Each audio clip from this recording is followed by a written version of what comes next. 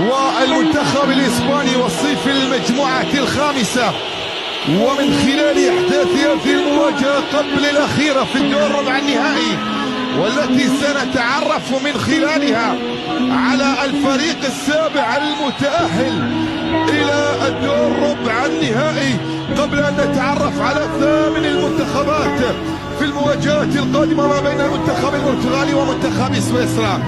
الآمال العربية والآمال الأفريقية كلها معلقة ما بين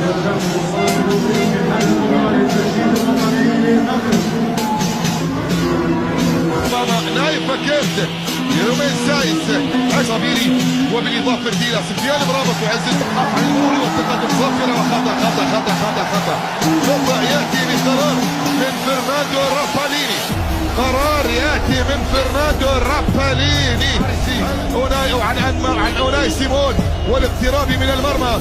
خطأ عن طريق أشرف ولا عن طريق حكيم؟ أشرف ولا حكيم؟ حكيمي رابو. أشرف حكيمي يسدد بالقدم اليمنى على لاروخا. كرة بمحاولة الآن بأن تكون النتيجة أفضل. كرة بمحاولة خطيرة خطيرة خطيرة. لا لا لا لا لا لا لا لا لا لا لا لا.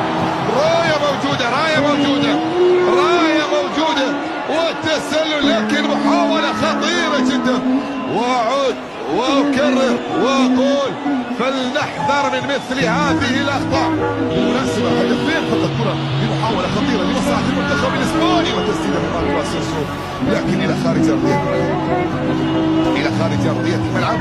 كرة تصل إلى أن تكون حاضرة إلى فيران توريس، تخلصت، عادت إلى مصلحة المنتخب المغربي، تسديده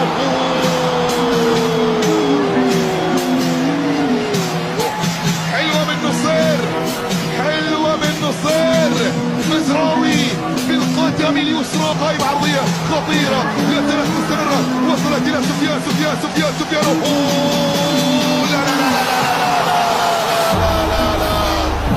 يا الله يا الله على كرة في غاية الروعة، في غاية الروعة.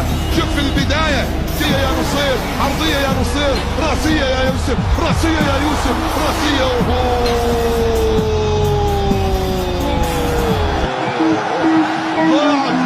ضاعت بالإسباني لا في الجهة اليسرى، عرضية من الله داخل منطقة كرة والخطر، ومع الكرة عنوان الحكم المباراة راباليني. نهاية الشوط. مشاهدين وتابعينا أينما كنتم، مرحبا بكم.